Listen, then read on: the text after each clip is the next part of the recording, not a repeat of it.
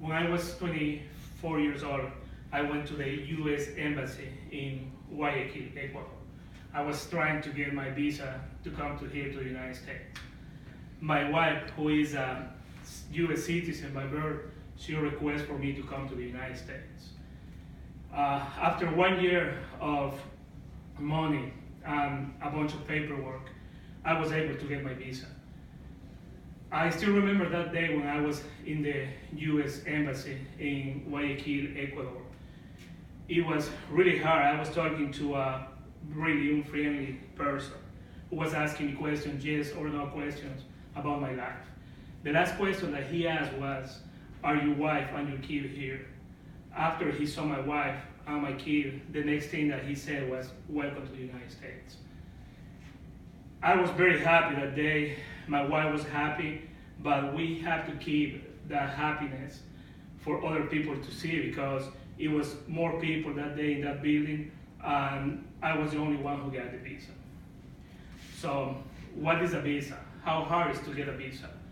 According to the United States Citizen and Immigration Service, the U.S. processed about 6 million visas, but a brief overview of the application process will tell you that getting a visa approval is not easy or cheap.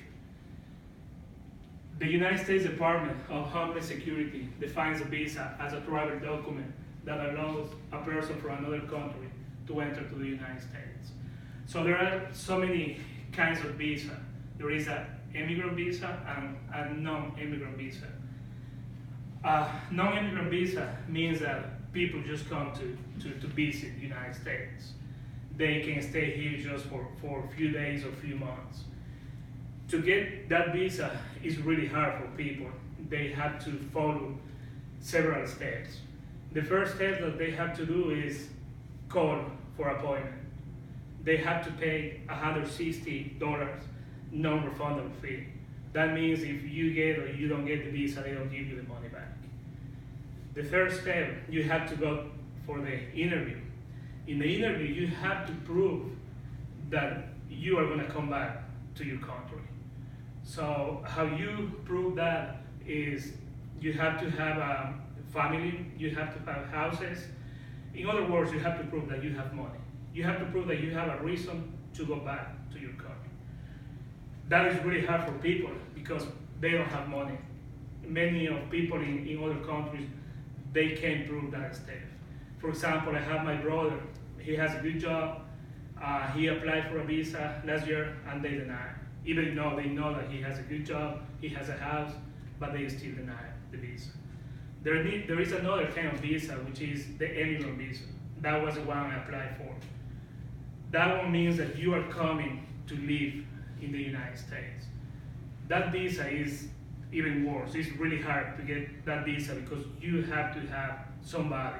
Like in my case, my visa, I applied for it was called a fiancé visa. That means my wife was asking for me to come to the United States. So there is just few reasons why you can come to live in the United States. That's why it's really hard to apply for a visa. In my case, the fiancé visa, I have different options. One of them was when I come to the United States, they gave me about 3 months to get married. If I didn't get married in 3 months, I have to go back to my country.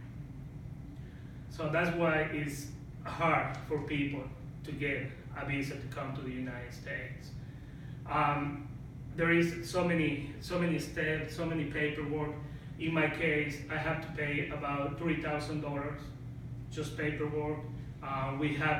They want everything in English, so you have to translate all the paperwork to English.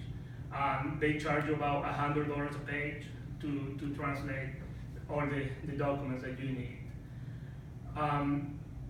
The other thing, when you get your visa, you have to come to the airport. Usually it's Miami or Houston.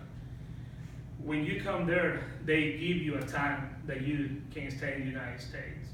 For example, if they gave you 3 months time, if you pass those 3 months, you become illegal.